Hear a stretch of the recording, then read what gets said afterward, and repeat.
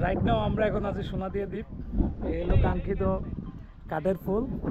আর আমাদের বোট আপনারা দেখতে পাচ্ছেন জোয়ার না থাকার কারণে বোট ওইখানে আটকে গেছে।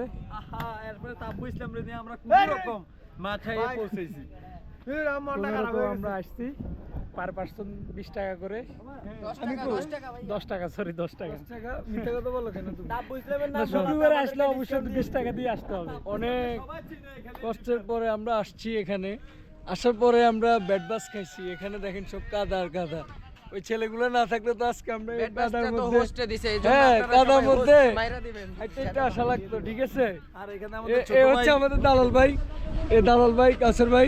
আর এখানে আমাদের আলিমের আমার স্টেট ছোট ভাই আলিমের জামাই। এই তাব্বু ইসলাম যিনি এখানে সকলের পরিচিত, মাঝিমাল্লা সবাই ওরে এক নামে চিনে, তাব্বু ইসলাম।